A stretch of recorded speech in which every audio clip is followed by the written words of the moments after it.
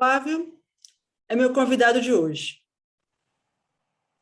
Ele é filho da dona Romilda e do seu Antônio. Ele é irmão da Helena e do Carlos. É marido da Vera e pai da Mel. E além de tudo isso que você é, eu quero que você fale para mim quem é o Flávio. Eu não sabia que eu era tanta coisa assim, realmente se listando. Eu falei, poxa, eu sou bastante coisa mesmo, né? A gente vai acumulando as funções, responsabilidades, laços, né? Eu acho essa pergunta difícil, viu, Lara? Porque estando dentro de mim, fica difícil falar quem sou eu, né? Eu me vejo muito com o arquétipo do cara comum, sabe? Do Jung, tem os arquétipos, todo esse estudo de personagens-chave que povoam o mundo, o imaginário das pessoas, o imaginário coletivo. Eu me vejo bem nessa figura do cara comum, como você falou. Sou filho de alguém, sou marido de alguém, sou pai de alguém. E, e aí eu acho que se encaixa bem nisso, né, nessa sua proposta de conversar com pessoas, porque eu não tenho nenhum aspecto para falar que eu sou quem é o Flávio, né? O cara que inventou alguma coisa, o cara que não é o cara que nada. É só basicamente isso mesmo que você está vendo. Sou só um Homo sapiens a mais, perdidão aqui nessa bola, tentando atribuir sentido para a vida, né? Tentando atribuir sentido para o que é ser filho da Romilda, do Antônio, né? O que é ser companheiro da Vera, o que é ser o pai da Mel, né? A gente vai criando sentido para as coisas. Então eu também vou criando sentido para o que é esse tal do Flávio aí, né? Eu vou inventando ele passo a passo. Acho que é o que todo mundo faz, na verdade, né?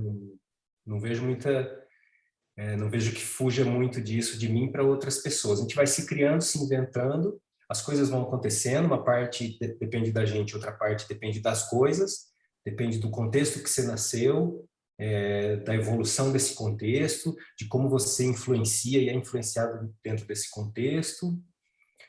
Então, eu acho que é mais ou menos igual para todo mundo.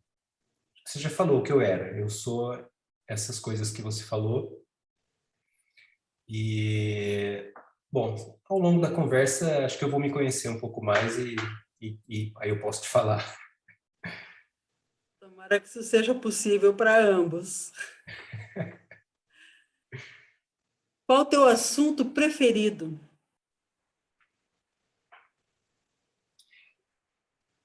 Eu não tenho um assunto preferido. Eu penso na abordagem dos assuntos. Então, qualquer assunto pode ser muito chato, dependendo de como você está abordando, ou muito interessante. Por exemplo, eu acho essencialmente chato falar sobre outras pessoas. Não falo nem de falar mal, mas só de comentar da vida de outras pessoas parece... Eu acho que eu sou um pouco indiferente às coisas. Então, eu acho que esse tipo de papo tende a ser um pouco chato. Porém, depende da abordagem, porque de repente a gente está falando lá sobre uma coisa que aconteceu com uma pessoa que você conhece e tal, e você faz uma reflexão junto com quem você está conversando ali sobre como aquilo bate em mim, bate em nós, o que aquilo tem a ver com a gente, o que a gente tira daquilo ou não, sem ir pelo caminho de ficar julgando, apontando. Então, bom, aí se transforma uma coisa que poderia ser meio sem graça, meio chata, numa coisa mais legal, mais interessante, porque você aplica aquilo a entender alguma coisa que você até então não entendia. Então, assim, não acho que haja... Não, lógico que tem diferença entre assuntos, né? Você falar de coisas de morte, de doença, de não sei o quê, não é tão legal quanto falar de festa, não no sentido exatamente de festa, falar de comemorações, de coisas legais, de projetos, né? Então tem essa diferenciação, mas eu diferenciaria mais, não por assunto, mas como forma de abordar. Né? Um assunto que pode ser chato, pode ser abordado de uma forma transformadora, super legal. Da mesma forma que um assunto super legal, se você não tiver no clima para falar dele, não vai adiantar ele ser legal. Então, eu pulo essa de falar do assunto mais legal, mais chato. Era até no sentido de quando você vai procurar um assunto, quando você vai, não só numa conversa, mas quando você vai pesquisar, aprender algo sobre algum assunto, qual seria esse assunto que mais te atrai, te chama a atenção, entendeu? Entendi. Bom, aí eu poderia aplicar da seguinte forma, assim, se eu estou conversando com você, eu me interesso em saber o que bate em você, né? Que caminhos você está andando aí na sua vida. Então, os assuntos vão ter a ver um pouco com você. Eu vou falar, mas e aí, como é que é ser a Lara, né? Se eu estou conversando com uma outra pessoa, talvez sejam outros assuntos. E eles podem ser interessantes, dependendo da forma como forem abordados, né? Então, por isso que eu coloquei essa coisa que eu penso mais na forma como é abordado o assunto do que ele em si. Se eu conversar com um militar, por exemplo, puxar um exemplo da manga, que assim, se eu conversar com um militar, eu posso falar assim, eu não tenho identificação nenhuma com o regime militar e suas características. Mas vai ser muito interessante perguntar para esse militar como é que é a O mundo dele. existência para ele, né? Então, dependendo de como eu abordar o assunto, ele pode ser super interessante ou não, né? Conta pra gente como você gosta de viver a vida. Eu acho que é uma mistura entre, tipo, pega leve e fica esperto. Pega leve no sentido de que você, como indivíduo, não vai dar conta de tudo. A vida não depende só de você. Então, pega leve com você mesmo. Não entra numa paranoia de que todos os problemas do mundo você tem que resolver, ou que você precisa não necessariamente nada de ruim pode te acontecer. Pega leve nesse sentido, em outros sentidos também. Mas o contraponto do fique esperto também, porque depende de você muita coisa. Então, pega leve, a vida não depende de você somente. Tem coisas que vão acontecer e não vai pirar, não vai se enlouquecer, porque coisas acontecem, independente da sua vontade, não por culpa sua, nem por consequência de nada seu. Então, pega leve, né? Mas o outro lado, fique esperto, porque sim, coisas dependem de você. Então, sua felicidade depende de você. Você tem que olhar que te interessa ou não, se aproximar do que te interessa, se afastar do que não te interessa. As coisas dependem de você. Então, a vida tem o lado do jogar o dado, que você não sabe que número vai dar. Mas a vida tem o lado da estratégia, de um jogo de cartas, por exemplo, né? Fazer uma analogia de jogos aí. Tem a sorte, mas tem também a estratégia. Então, pega leve, a vida acontece um pouco independente de você, mas também fique esperto, porque ela depende em certos aspectos de você. Acho que o que você perguntou era mais ou menos no sentido como que eu gosto de viver. Eu acho que eu me sinto bem tentando equilibrar esses dois pontos aí. Uma coisa que te deixava alegre na infância. Eu lembro que ter acesso a pessoas, quebrar a minha rotina ali com alguém brincando. Então, por exemplo, meu pai chegando do trabalho e jogando bola comigo, marcou demais. Mesmo ele chegando, sei lá, cansado e tal, ele arrumava um tempo e a gente ia chutar bola no quintal. E estar com pessoas, eu me lembro que era assim, eu me lembro que eu estava numa noite, devia ter, sei lá, 5, 6 anos, era uma noite de Natal ou Réveillon, e tava assim aquela coisa, pô, a noite já vai acabar e não vai acontecer nada. De repente chegou um primo em casa, assim, que era criança também, né? Meus tios chegaram e chegou um primo. E por chegar aquele primo, eu lembro que eu fiquei eufórico. Era porque era uma pessoa que ia chegar lá, ia mudar, ia quebrar aquela rotina, a gente ia brincar, a gente ia falar coisa, a gente ia dar risada. Então eu acho que na infância, ter pessoas para brincar era o que trazia alegria. Um pouco diferente de hoje. Hoje eu acho que eu não tenho tanta ansiedade de ficar com pessoas. Isso mudou um pouquinho da infância para cá. Mas acho que é isso. Pessoas, basicamente. O que te faz brilhar os olhos? Eu acho que hoje o que me faz brilhar os olhos, nesse sentido de sentir vivacidade, são projetos novos. Seja no trabalho, que eu trabalho com marketing, com comunicação. Então, hoje eu estou trabalhando com um cliente, amanhã com outro. Vai mudando. E cada vez que muda, eu gosto, me sinto bem renovando. Então, projetos novos, seja no trabalho ou na parte de hobby, por exemplo, me faz sentir vivo de novo, né? Na parte de hobby, por exemplo, eu gosto de música. Então, aprender alguma coisa nova, tocar, gravar, brincar, que é basicamente as mesmas brincadeiras que eu fazia com 14 anos no porão da casa dos meus pais, né? Acho até que a gente não muda muito em relação à adolescência, e hoje eu tenho 50, né? Já estou no meu 50º ano. Parece que algumas coisas não mudam muito, não.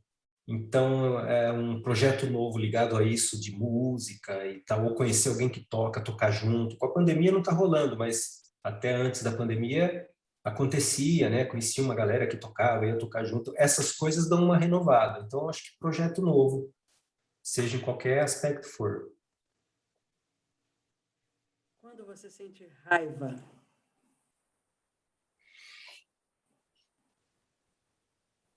Eu sinto raiva de fura-fila. Sabe pessoa que fura fila? Então, isso eu estou entendendo como uma coisa sintomática, né? Porque representa alguma coisa. Eu já parei para pensar sobre isso, sabe? Em que momentos eu fico com raiva? No trânsito, quando alguém fura a fila ou não tem uma certa gentileza, eu fico com raiva. Uma coisa idiota, né? Na padaria, faz muito tempo que eu não vou, assim, não tenho ido muito em padaria tanto quanto antes, mas alguém que corte a fila, fica com raiva, meio psycho killer, sabe? É uma bobagem, né? Imagina, eu mesmo estou me prejudicando, ficando com raiva por uma coisa que não tem nada a ver. Mas eu comecei a lembrar da onde será que vem isso, e tem um fato que eu me lembro que é assim, eu criança gostava muito de festa junina, tinha festa junina na escola, tinha festa junina no trabalho do meu pai. E eu até sofria com antecipação com o lance que era assim, eu gostava muito de ir nas barraquinhas de pesca, de jogar argola e tal. Mas eu sabia que eu ia ficar sofrendo lá um tempão com meu bilhetinho, meu bilhetinho, meu bilhetinho, sem ser atendido, porque barraquinha de festa junina, você sabe como é que é, fica todo mundo empoleirado ali naquela é, madeira, com os braços assim, não e tem eu, fila. né? Eu não sou o único, né? E eu sou aquele cara que naqueles momentos ficava lá assim mais esperando ser atendido, enquanto todos os outros metiam o bração na frente e tal e não sei o quê, e eu achava aquilo ruim, não fazia aquilo e ficava lá sofrendo. Enfim, eu acho que isso de certa forma trouxe um certo trauma. Então me dá um pouco de raiva. Agora isso não é só o lance de furar a fila, isso representa essa coisa de você furar a fila entre aspas, de não respeitando o espaço alheio, sabe assim? Falta de gentileza já me deixou com mais raiva antes. Hoje eu já perdi a esperança de que gentileza exista abundantemente, mas mesmo assim essa coisa de passar na frente do outro e dane-se o outro me emputece. Daí, olha só, eu já cheguei a pensar assim, mas tem uma coisa daquela coisa do espelho, né? Que aquilo que te afeta numa atitude do outro é algo que talvez você tenha e que então você... E eu acho que isso se aplica em alguns casos. Mas nesse especificamente, eu não vejo, porque eu nunca quis furar a fila de ninguém, sabe assim? Então, nesse eu não consigo ver essa lógica. Até concordo, mas não consigo vê-la acontecendo. Não, mas dá uma indignação mesmo, essa coisa da. É, é, é como se a pessoa quisesse tirar proveito da situação em cima, né, de você ou de quem está ali, né? Sim. O que que te deixa triste? Chuva me deixava triste. É uma coisa interessante, né? Uma coisa física ali, não tem nada a ver com você internamente, mas chuva me deixava triste. Agora, eu não sei se tem algo específico. Me parece que a maior tristeza que às vezes bate em mim, e aí eu deixo essa pergunta para qualquer pessoa aí, se isso acontece também com essas outras pessoas, parece uma tristeza de fundo, que fica meio que ali do lado e que não tem um motivo Melancolia? específico. Como? Desculpa, uma melancolia? Acho que dá para chamar de melancolia. Fica uma coisa ali de fundo que em alguns momentos ela sobe e fala, então, velho, eu tô aqui, né?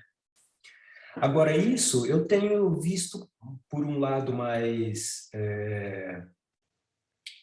antropológico, no sentido de entender como é que a gente veio parar aqui, enquanto espécie, sabe? E que dores a gente traz dessa caminhada aí, né? Geração por geração. Então, até pouco tempo atrás, a gente fugia de leão, a gente comia tutano do osso da girafa, depois que o leão já tinha comido a girafa, as hienas tinham comido o resto da carcaça, sobrava o tutano, a gente ia lá e comia. Há pouco tempo atrás, a gente fazia isso. E a gente não entendia absolutamente nada. Uma pessoa morria, uma pessoa simplesmente ficava ali, não levantava mais, a gente entendia que ela apagou, né? E aí a gente, enquanto animal que vem aprendendo aonde está, o que que é isso, o que que é aquilo, a gente se depara, por exemplo, com a finitude. Então a gente é um animal que já sabe demais, então sofre, mas sabe de menos porque sofre, né?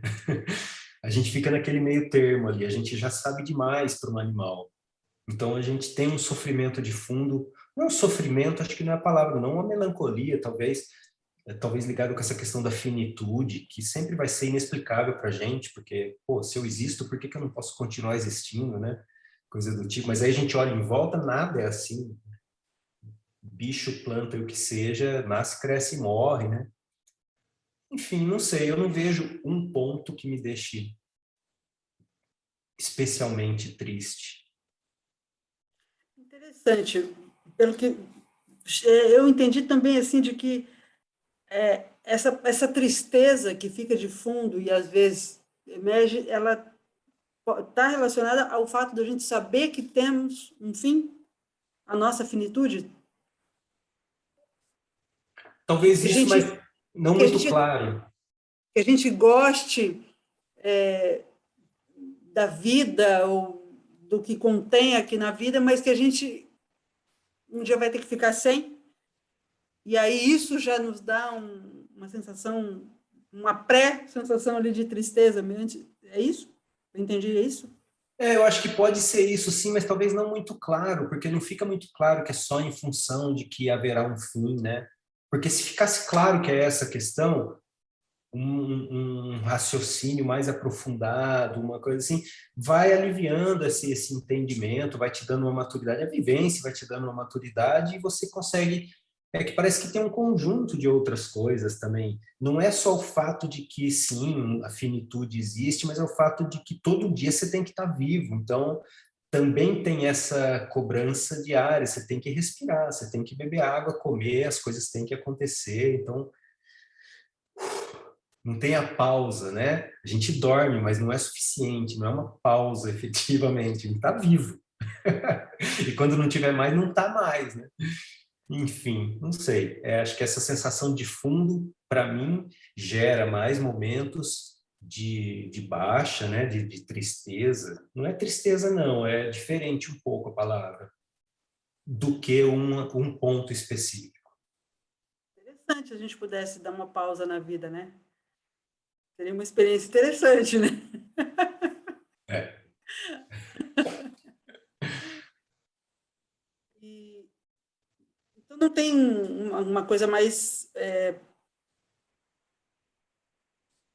aguda, porque isso é uma tristeza, uma coisa, uma melancolia, uma tristeza, uma coisa crônica, né? Uma coisa que vai acompanhando. Porque assim, eu ia perguntar o que você, como você se cuida quando você fica triste, ou mesmo quando a chuva, dias nublados, como você falou, como você se cuida Eu acho, desse estado? eu acho que eu tendo a ir para o lado do pega leve, Lembra que eu falei daquela coisa de um lado pega leve, do outro fica esperto, né? Eu acho que aí eu tiro um pouco das pressões, dou uma folga para mim mesmo, né?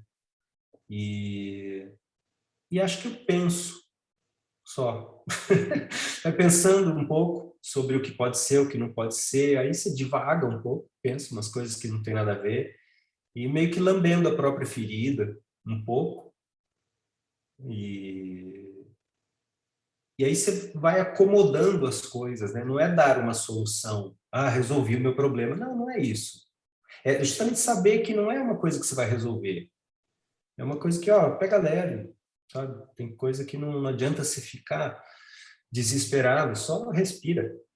Só respira. E aí o tempo vai ajudando. Eu perguntei isso porque é importante isso, né? Eu tenho aprendido isso até na terapia, essa coisa da gente respeitar os nossos limites. Às vezes a gente tem a ideia de que os limites eles são para serem ultrapassados, a gente tem que superar os nossos limites sempre. E aí, essa questão de pegar leve não existe, né? Quando a crença é essa, quando a ideia é essa, né? Só essa. Não que a gente não tenha que fazer isso nunca, com nada. Não é bem assim, né? Mas sempre, com tudo, a gente nunca pega leve. Então, ter noção de que meu limite é esse, aqui eu paro, descanso, acho que conta muito. Faz diferença isso.